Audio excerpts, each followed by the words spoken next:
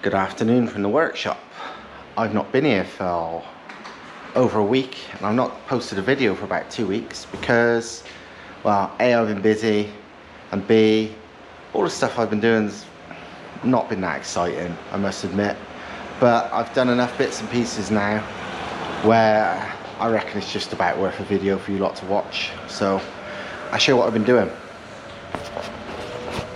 Honestly, I can't even remember what I showed you last time, but as you've probably already seen, oil coolers mounted, intercoolers mounted, everything's mounted, all the brake lines are done. One thing that's definitely you haven't seen yet is all the brake calipers and pads and everything are done. That was a surprising ball ache to do, because I had to replace all the rubber boots on the sliding calipers and stuff, which I didn't expect, but you know, it was fiddly, but it was all done. In the boot, quite a lot's happened.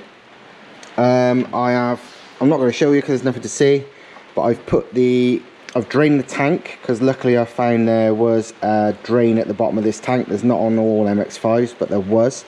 So I drained all the old fuel, cleaned out the tank, put in the new fuel pump, which was a Volvo 180 per hour or something, so not a big pump, because it doesn't need to be the lift pump to a swirl pot, but I just wanted a brand new pump that was direct replacement, so job done. I mean, I don't think that's much of an uprate over standard, but it doesn't need to be. Completely standard would have been fine, but yeah, that's what it was. We've got that's the fuel lines going to and from the pump, well, to and from the tank to the swirl pot.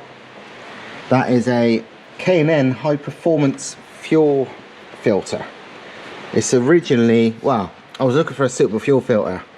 I didn't want to spend loads of money, but I wanted good filtration, because a lot of these aftermarket ones are just like a steel mesh, and they don't really do any bloody filtering. They're just expensive and fancy looking. Whereas these K&N ones are like OEM style replacement, but supposedly better. Whether they really are, I don't know.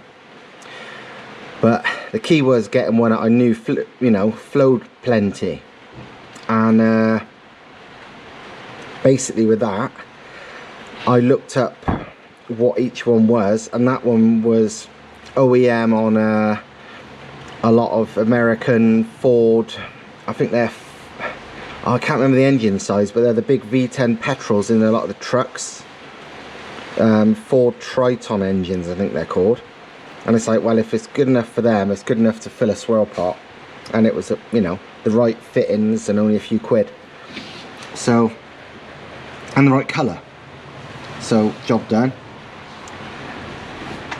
This is the fittings from the hose to the swirl pot. They were a nightmare to fit, because that was tight, like ridiculously tight. So much so that there and that there was 2 massive blisters I got just from forcing the hose on. It took ages, but that's done now. I've not ran the lines front to back yet. Reason being, because that will be the return line, that will be the feed line. Reason being, I started doing so the other day, and then I thought, hang on, until the exhaust is fitted, it's probably not a good idea to run the lines, because I need to make sure, they avoid everything. And an exhaust is a lot harder to work around things than a fuel line. So once the exhaust is done, then I can fanny about doing coolant and fuel lines front to rear. The easiest way is through the car, as in interior wise, but I'd need metal lines, and it's a lot of effort. So I'm going to try and do undercar first, but being a small car and lacking ground clearance, it may or may not work under the car, but we will see. If it does, good. If it don't, metal ones inside is going to be done. But yeah, the vast majority of it is sorted. One thing I've been fretting about was the ECU to use.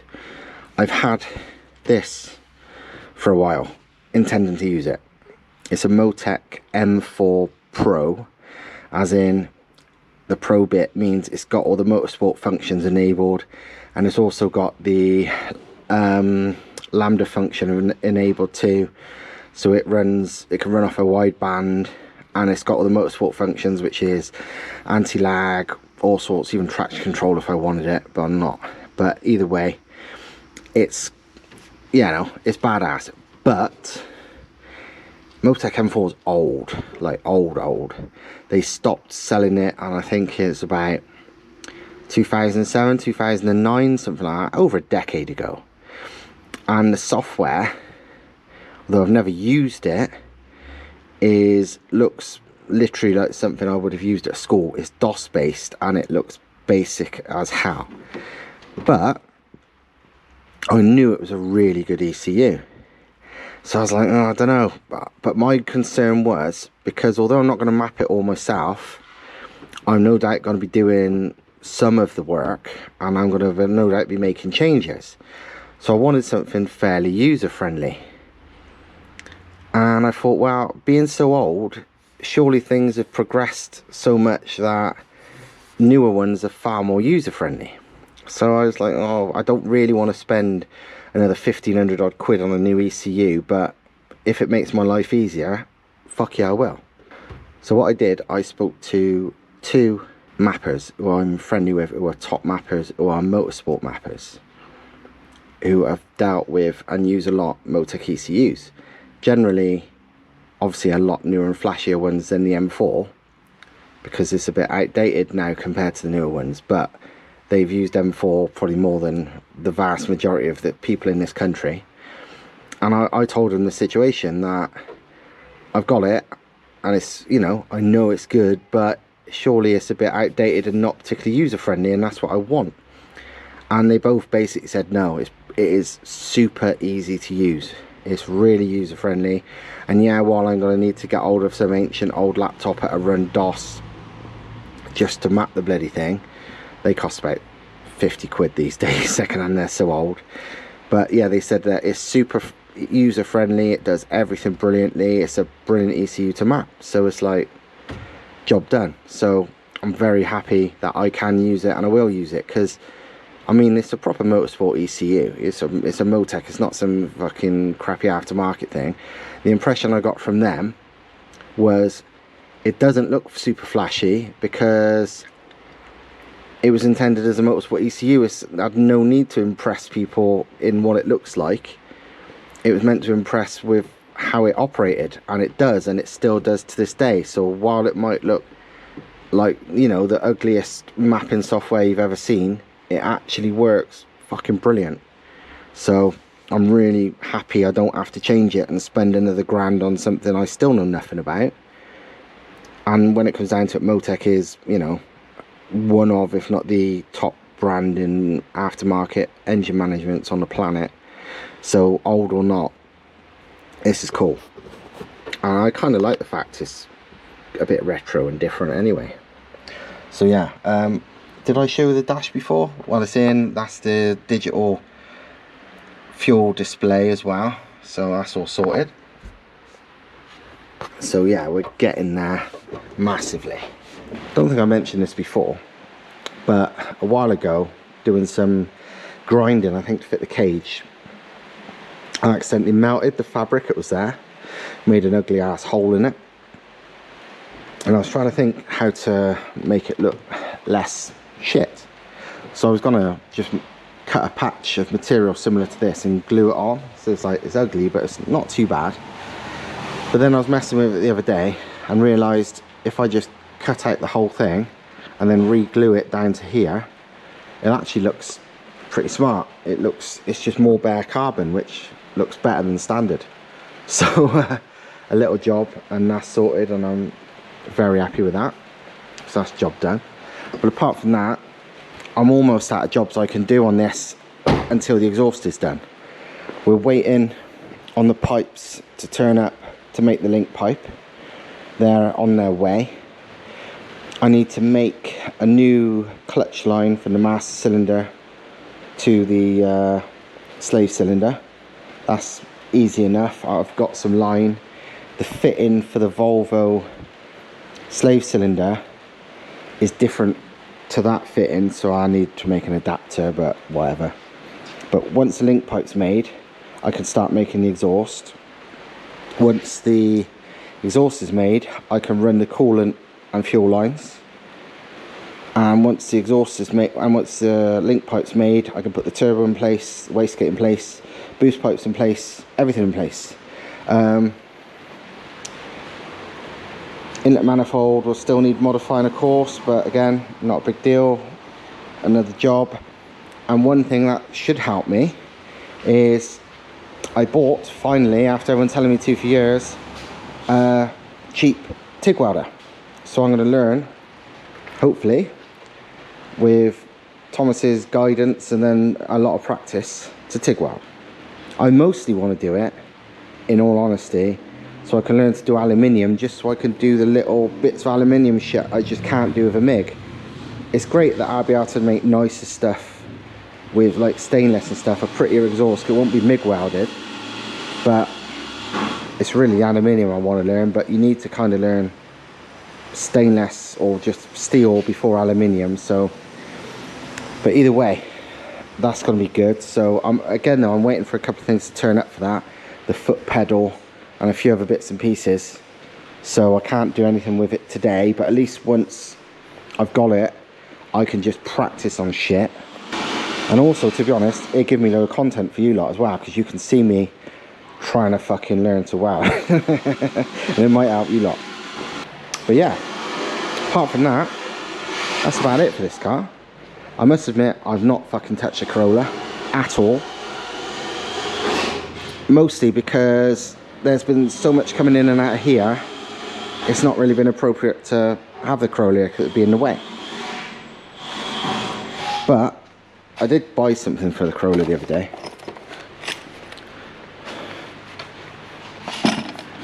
This. Dated 11th of April 1985. From AA Homeshore. Home and Content Insurance. Not addressed to me, because I bought this off eBay. It's never been opened, well, it's never been used since 1985. Some of you probably might know what this already is, because a few people kind of suggested it. Obviously I've got the Jesus fish and the cat stickers and all that, all the old lady stuff on the Corolla, but the one thing everyone said was missing was what's in this magic bag. A brand new 1985 spec AA badge. Bought off eBay for about, I can't remember, not even a tenner I don't think, but that's the one old lady part missing from the car, and I've got it now, so job done. I might even fit that in a bit, but at the moment nothing's going on with the Corolla. So yeah, that's the car I really want to get done, but you know, only so much time and space and ability to do it. But once I can TIG weld a bit, I'll be able to do even more with the Corolla, which is nice. And there you go, AA badge is on. It's ridiculous, but I guess it shows how much I love this thing. Honestly, doing that AA badge has made me happier than doing all the fucking work I've already talked about to the MX-5. I love the MX-5 as well, it's going to be great fun, but I do love this stupid car, just because it's stupid. So yeah, AA badge, the Queen, cat stickers, National Trust, Jesus fish, 1.3, more cat and dog stickers, drag radials. Not the most action-packed video I've ever done, to say the least, but progress is progress, and it's either this or nothing. So hope you liked it anyway. You know, like, subscribe, comment, all that stuff, and hopefully there'll be a lot more next time. See you later.